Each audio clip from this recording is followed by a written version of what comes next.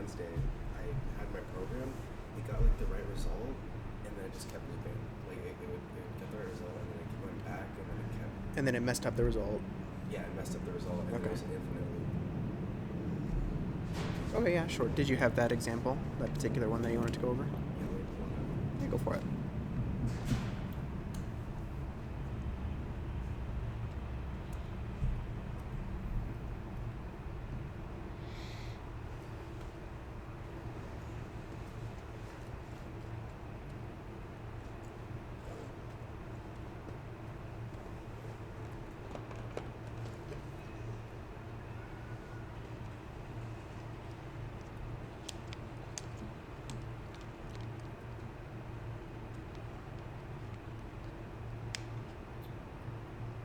sorry. No, you're good.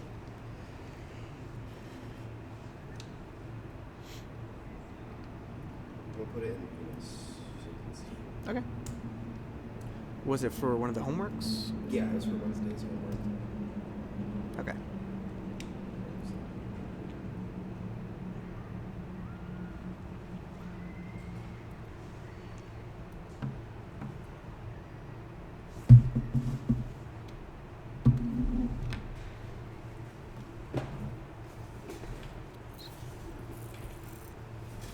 There we go. Okay, so let's see.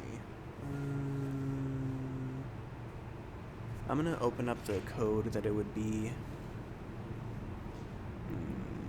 making, or that you were trying to work with. You said it wasn't this one. It was 16, yeah. Homework 16 for Wednesday. Yeah. Okay.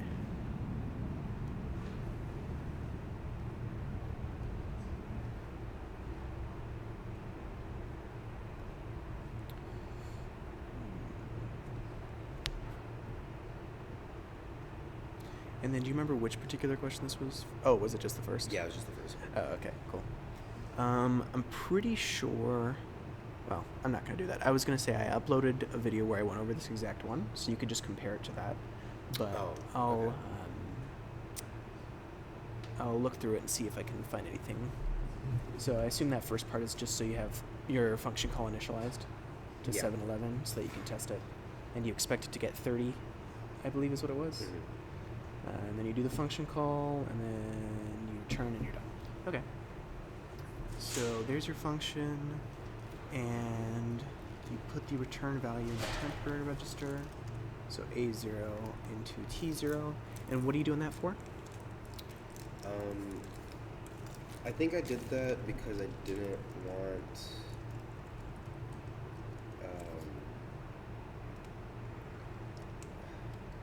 I think I did it for.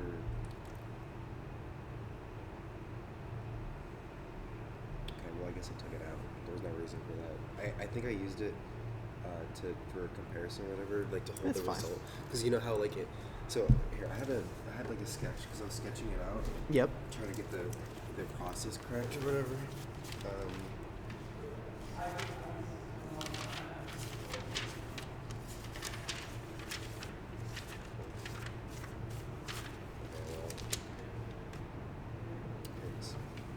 Okay, so I had it as like this would be the function call, and then the return would add it, and then I think I had the temp to hold The return value. return value. But it turned out you just didn't need it because whatever reason. My thing never worked. I never got it to. Okay. Yeah. So, well, for the moment, that doesn't really do anything in terms of the code because, again, you're not using T0 anywhere else, so I'll just ignore that. You store 3 things on the stack. You store A0, RA, and S1 on the stack. So I think this is a good idea. And you're allocating the amount of stack space correctly, so you do need 12 here to store S1, RA, and A0. And then you initialize S1, and that does look correct because it does want it to be an S1, to 5. And then you're loading A0 from the stack. So you stored it on the stack, and then now you're loading it back from the stack, right? Yeah. So going from here, from this step to that step, is it possible for A0 to have changed? No. No. So why are you loading it back at that step, or like right there? I honestly don't know. I imagine you'd have to do this somewhere in the code, possibly. Yeah. but I don't think it'd be too helpful to do it there since it hasn't changed. So for the moment, you can just comment that out. And if you want, you can copy paste it later somewhere else. So let's see what else we got. So this is that first if statement, which is comparing A to B. And we want to check if A is greater than B. And so I assume what you did is you did the comparison for, you want to branch if A is greater than, or no, sorry, less than or equal to B. I assume that's what you did. So BLE. And A0 holds the value A, which is true. You haven't overridden that, have you? No, you have not. Yeah. Okay, so A0 is still holding the value of A. And A1 holds the value of B. So if that's false, you're going to branch to the else. Otherwise, you're going to run this. And that line of code says add A plus Y and store it into Y. That's fine. And then you go down to done. And then when you're at done, you're going to have some stack stuff. But before that, we also have to store Y into A0. So we store S1 into A0. That's fine. And then you load the correct return address. Let me make sure. Yeah, that's at 4. And then you load in S1, which is at 0, so that works too. And then you incorrectly allocated the amount of stack. So up here, remember when you allocated 3 spaces in memory. But when you deallocated down here, you deallocated only 2 of them. So you have to add back that whole 12. So that might be the reason why this is happening. I don't think that's the only thing that's wrong necessarily, but it's definitely one thing that's wrong. So I also have a question. I don't think I've ever run like the function calls in Venus. Do I need to have a jump to the end of the program? Because will it just keep going? Like, if I don't have a jump, will it just keep going? The easiest thing to do is, so you can totally have a jump here, so it jumps to the very end and it automatically ends. Mm-hmm. Or you can just, at this stage, return. Because remember, this is your main function. It's the very first function that's called. If you return from this, your program has basically ended. So if you just, at this stage right here, do JRRA, then you're going to return. Oh. And what you're going to return to is, well, the kernel, the operating system, Linux or Windows or whatever. I didn't know you could do that there. Yeah. So if you do that, that'll be the same thing effectively. Okay. And if you do that, just keep in mind that just like how in C++, when you say return 0, it literally returns 0 to whoever called. Same deal here. Whatever's in A0 is going to get returned to the caller. And so, for example, on this line, if A0 was, I don't know, well, A0 held the return value, right? So A0 was 30. It's going to return 30 to the function caller. So when you go to the simulator, it's going to say error 30 returned. But that's why. Okay. So if you wanted to, you could also do the standard one of just saying set A0 to 0 and then it'll return 0, but it doesn't matter. I have a question. Yes. Do I need to save this return address to the stack? Yes. Okay. But you already do. Oh. Right here. Oh. Right? Because right when you call that function, inside here in funct1, that's the very first thing we save. And so right before the function call ends, you'll notice that it restores that exact return address from main. And so now it knows to go back. Because we're supposed to trust that the other functions do it for us. Yes. Okay. Now, I just want to make sure in my head that... Oh, we didn't go over that. The else case, that's right. I thought we'd gone over everything. You set that to 1 greater, set that to 1 less, and then you store A0 on the stack.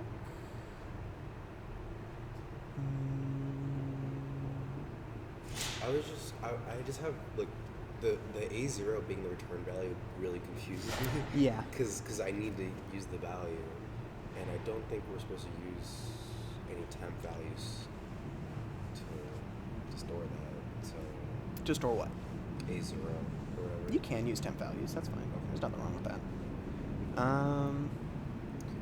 I just keep thinking of like how would the compiler do it if it was like trying to convert it. I mean, that's one way to think about it. Yeah.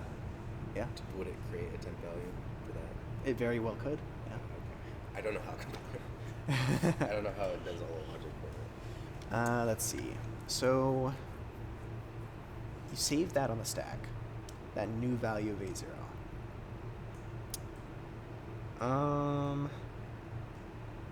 You call the function and then you basically take the old y value and add it with the A0. I don't see anything wrong with this off the bat, so I'm going to run it through the simulator and see if the only error was that thing that I pointed out to you earlier. So let's go ahead and run it through, and I'm not going to run the whole thing. Well, I'll do that. I'll run the whole thing through just to see if, for some reason, we get the right return value. No, it's going to do an infinite. So we'll go ahead and go back to the editor, simulator. Now we'll step through it.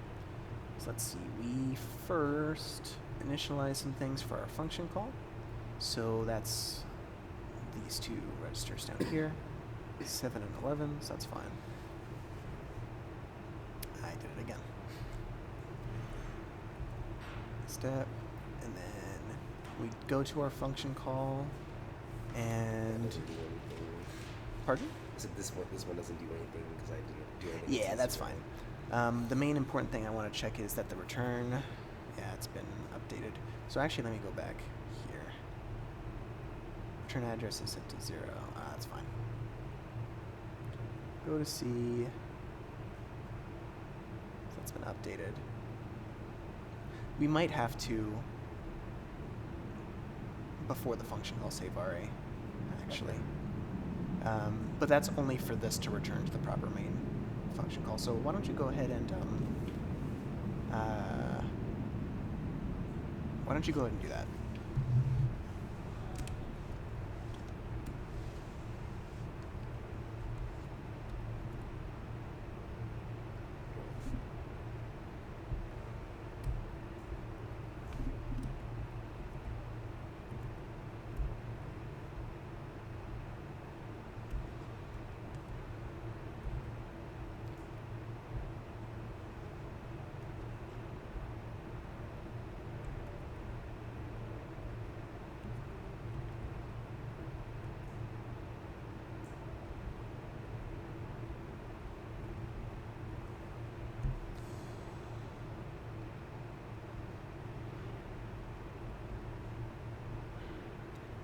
There's one small thing that I want you to look at. It has to do with where you're storing and loading.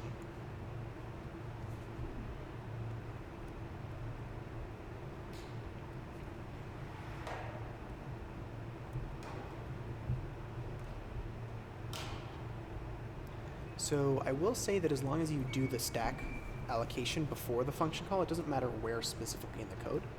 Instead of like lines of code, when I said where, I meant the address that you're storing to. Because right now you're saying load it to 4 SP, right? Oh, you just do 0.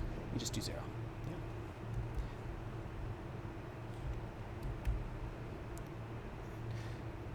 So now we can go ahead and go back to the simulator and we'll step through it again. So you can step through it and yeah, so we allocate some stack space, store the thing on the stack, initialize your parameters for the function call, do the function call. Now we're in the function. You do this operation so you can just step through it. And then you allocate stack space, store those 3 things on the stack, and then you go ahead and initialize S1 to 5, which is done right there, yep. And then you do a branch. At this stage, you're comparing, what was it, 7 to 11? Yeah. And so it's not going to branch, it's going, sorry, it is going to branch. Okay, And you're here's going the to go term. to, yep, so A0 here is going to go to, oh man. So it looks like A0 is going to go up to 8 and A1 down to 10, I assume, after this. I hate how Discord keeps running. Yeah, it does. You could close it with Task Manager if you want to get rid of it that way. It'll close it.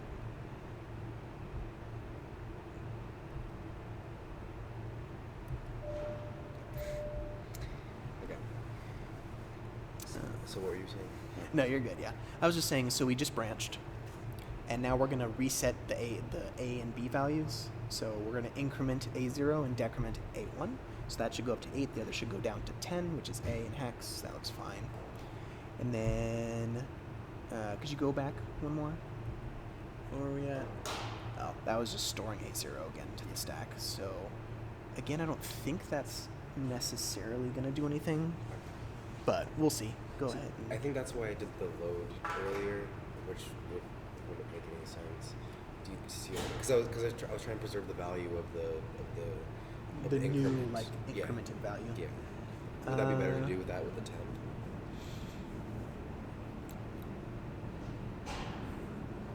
So I guess my question to you is, on this line, Yeah. the only thing we need A0 and A1 for is to do this function call, right? Mm-hmm. Do we need them anywhere else? We need A for. We need just A, right? Yeah. So it's fine that we don't store B. Okay. For A, we have to ask ourselves, okay, is storing it on the stack going to matter? Because what's going to happen is, after we recursively run through this many, many, many times, right, you go through this else case like a bajillion times, and then you get down to the base case. And on that base case, the A that we're caring about is the one for that function call, not the one you saved 7 function calls ago. So you only need the A from that base case, not for all the rest. Does that seem reasonable? Yeah. So you don't actually have to save A0 at all, Okay. because the only time you need it, it's already in the register A0. Now, there's nothing wrong with saving it, because it's just extra space you're storing in the stack. So what you're saying is that whenever I need it, then I restore it. Well, I'm saying that when you need it, you're not even going to have to restore it, because the one time you're going to need it is when you do a function call that looks like this. It's going to look like funct. I think it's actually func1, sorry. Func1, what was it, 10, 8? That's like the last function call in the recursive series. Yeah. But when you do that, what is A? A. It's 10, right? Yeah. 10. I meant the int A, sorry. Int A is 10 at that stage. But when you get there, in your code, you're going to compare 10 greater than 8, it is, so I'm going to execute this. So now I'm going to say y equals y plus 10. And that's just this 10 value, right? But that hasn't changed since this function call occurred. Because when you call that function, it's just going to store some stuff, initialize S1, and then boom, go straight to this. A0 is not overridden within that time period. And the A0s that you're saving are the ones from these function calls, the ones before that. The one where this was 9 and that was 9, and the one where it was 8 and 10. And you don't need that value of A, and you don't need that value of A here. You just need this most recent one. So I'm saying you don't even need to save it at all, because the one time that you're actually using A0, it's already in its own register.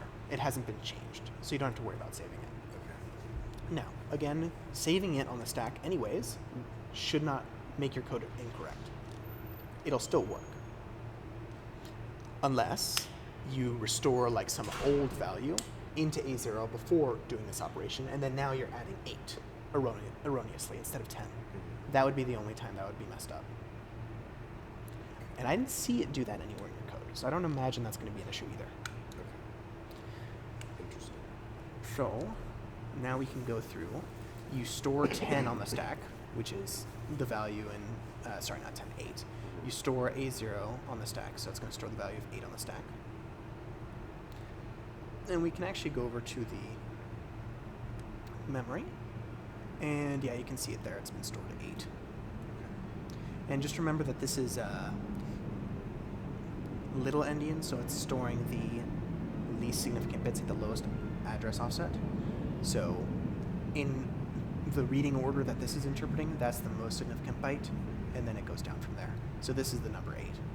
It's a little weirdly formatted. Okay. And then we can go ahead and step through the rest of this. So now that we've initialized A0 and A1 to the correct values, and I think I'll actually go ahead and display these in decimal to make my life a little easier. We can look at A0 and A1. So yeah, 8 and 10, that was the second function call, so the first recursive step. So now we do that, boom. And now we've jumped to, where is that in the code? I'm gonna go back. So we just called this, and then we're gonna jump all the way up to here, which is the beginning of your function, which is the useless. Which is it doesn't matter though, you're not using T0 anyways. So we can just skip that. Awesome. Make some more space on the stack. So we can look at this, and we can look at the stack space, which is going to be growing downwards. So it's going to be going that way. And it looks like, yeah. So we're going to go ahead and step through, stack pointer, and then we're going to store some stuff.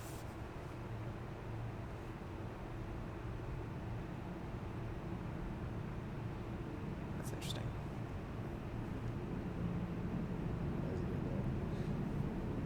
That's what I'm thinking, yeah. Unless, wait, I think I might know why. S1. Oh, it's because on the previous step this was S1, but S1 was 0. So it doesn't look like, it looks like nothing's happened because everything's initialized to zeros, but that is the value that S1 was ahead of time. Oh, okay. If before your function call you set S1 to like 1, this would be a 1. So that's why that's popped up. And so you're going to be storing all these values continually. So I believe that one was the return address. Yeah, that was the return address. This one was A0, and that's S1. That's A0, that's your return address, and that's S1 again. Okay, so that's fine. So it looks like stuff's being stored in the stack correctly. You're not overwriting stuff that you shouldn't be overwriting. So now let's continue, and you're going to initialize S1 to 5. So that one works. And then you go ahead and do you check if you need to branch, and you should branch here.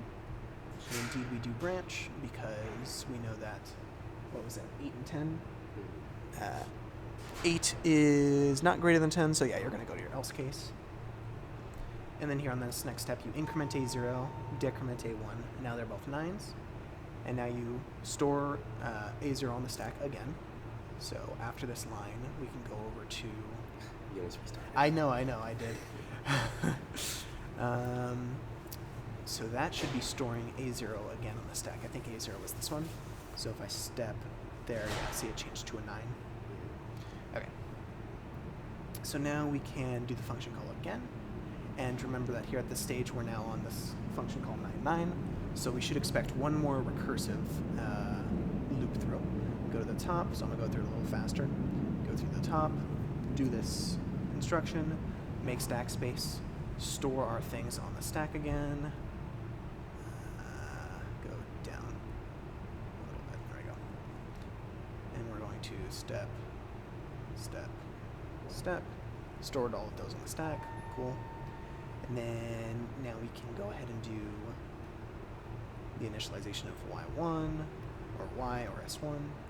So that's initialized to 5.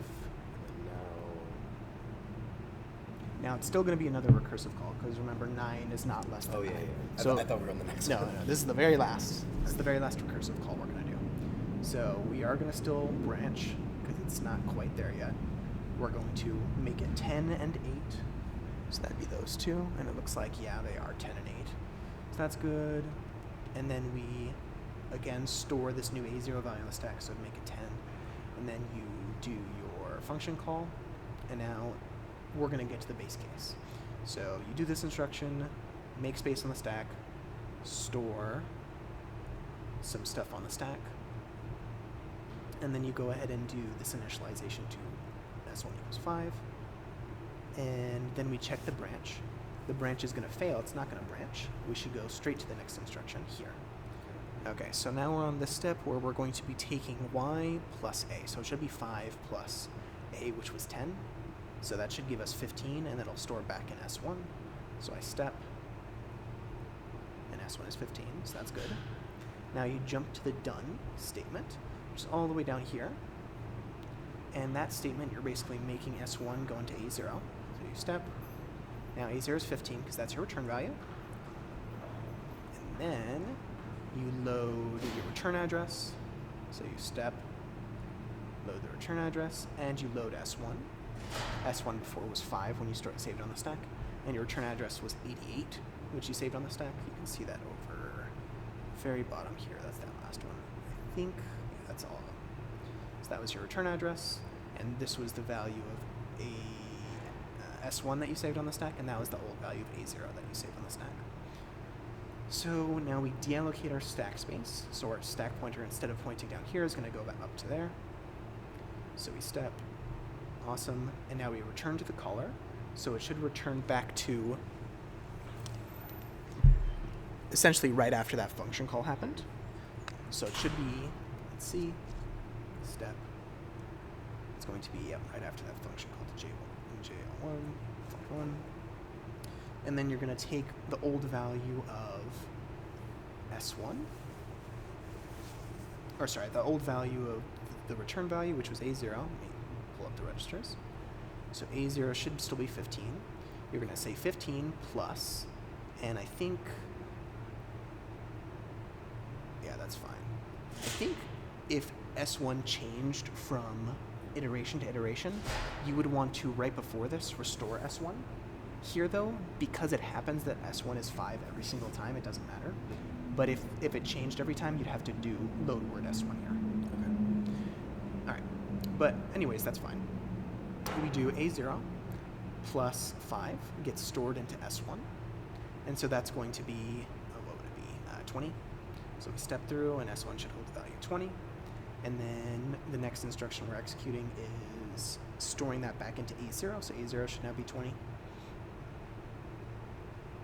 And then you reload your return address and your S1 value back to 5. And then now you deallocate the stack space again, so you increment the stack pointer by 12. And then you return to the caller again. So it looks like A0 is holding the correct value. Okay, so you returned. Now same deal, S1 is 5. So at this stage, on this first return, it messed up because S1 could have been the wrong value, but now, because you loaded it back, it should be fine. So A0 20 plus S1, 25, store that back into A0, restore your variables from the stack, and then you allocate the stacks, deallocate the stack space, return back, and then now we've returned again. Okay, cool. So this should be the last recursive step, because at the stage we returned from this function call into that one, and then we returned from that one to this one. And I think this has now gone back to the 7, 11 one. Back in the first one. So back in the very first function call. So now we can go to press step. It's going to store 30, so that's correct. And then we go to load in your return address. So this is the important part. And let me actually look at the stack pointer. Oh my god, that's awful. Back into hex we go. E0 looks like it's pointing to... Oh geez, where's it pointing? E0. Is that right? Stack pointer E0? E0? That's what it says. E0, and that would be up, so let me go up. I think I'm just not giving myself enough space. There we go, there's E0. Yeah, that's the very first set of stack that we were messing with. If I recall correctly, it was 814, and then that 0 that we said was unchanged because it was initially 0. Let me go up one more time. Yeah, there's nothing else up there. Okay. Yeah, and that was the initial value of S1. That was the initial value of, I think it was like return address.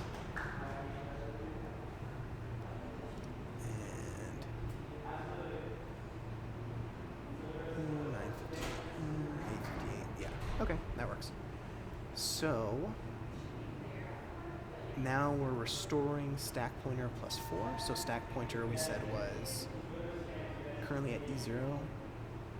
E0 plus 4 is that, so that's 14. That was the value that we had stored in the return address register, so that looks right. So we're stepping back, step, and then we're restoring S0 or S1, which was this one. And if we go back to both our return address has been set to 14, which is right, and then our S1 value should be reset to the correct value. So if we step there, yeah, it's reset correctly to 0 because that's what it was when we had it in main. And then we restore the stack pointer. And so our stack pointer is going to point to EC, which is where it starts at the beginning of every program. Then you return to the caller. So this should return back to in main. So it looks like it did, because that's the top of the code and that's the very first function call. So now you're going to take A0, which has the value, I'm going to display it in decimal, so it looks familiar, not hex, decimal 30. So you returned with the correct value of 30.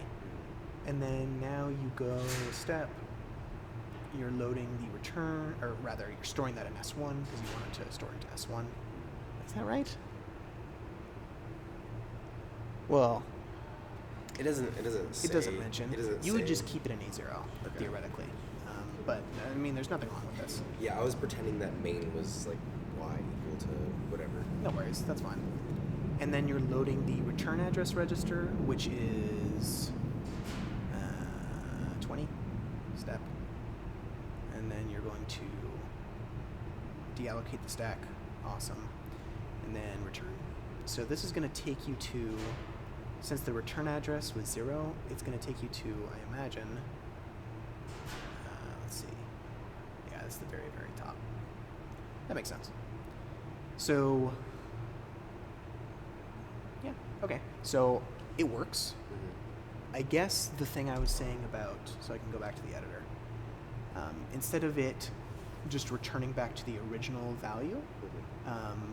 instead the return address is initialized to 0, so it's going to just jump to the top of your program. Oh. So instead, yeah, we'll just do the thing where you said we can just jump to the end.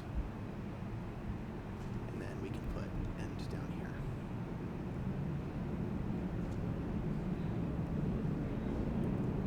Oops.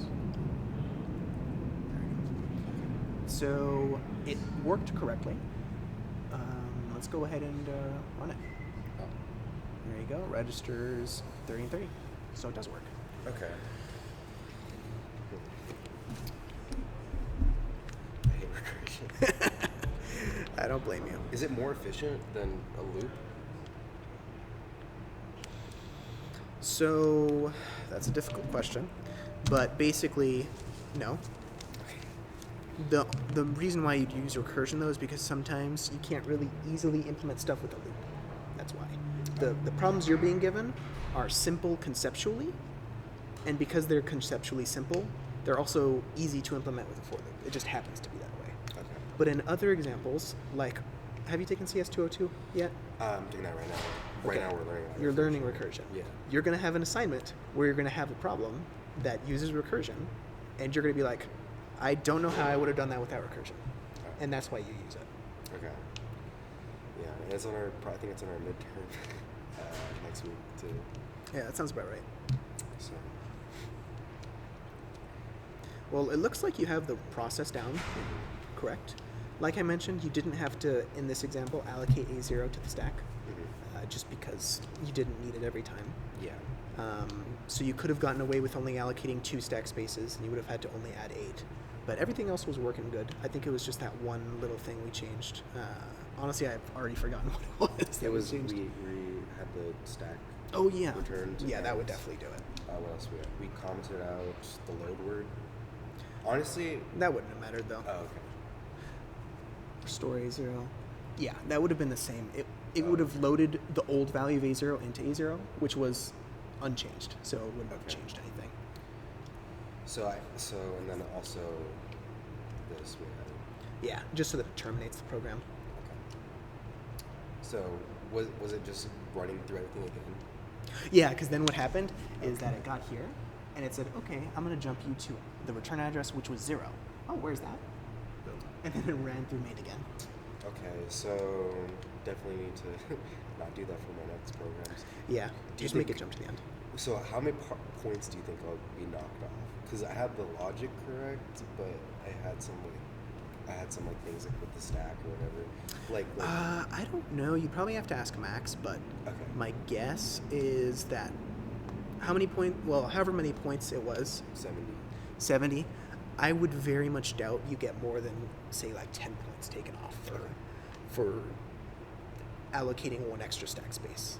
If you do, you can go complain to Max and see what he says. Alright, well that makes sense. Yeah, I was really confused because I was like running through it and I was like, why does it keep going? And then I was tired. I will say that he might get a little confused by your extra instructions that aren't doing anything. Mhm. So you might get points taken off for that, and you'll obviously get points taken off for this being 8. Mhm. But in terms of just the allocating too much stack space, that's not a huge deal. Okay. Okay, cool. You got any what other was- questions for me? That was all my questions. Sounds good. All my classes are doing recursion right now. Like in Ab Math 182, they're doing recursion right What? In 182 in Calc 2? now. Yeah. What are you guys doing recursion for? I don't know. It's like it was like talking about You mean induction? no, because he talked about like algorithms. I don't know. It was like I don't know the word for it. It's like geometric and Oh, geometric series? series, series and stuff like that. And then he showed us like recursion and stuff. Oh, yeah, that's different, though. Oh, okay. It's the same concept where you kind of repeat a thing multiple times, but it's used differently. So it's like a recursive formula. It's very similar though. It's just you use it slightly differently in math versus computer science. It really freaked me out seeing it all in like the same day. It's like what? What is this recursion thing? This is ridiculous. So, thank you for your help. Yeah, of course. You have a good one.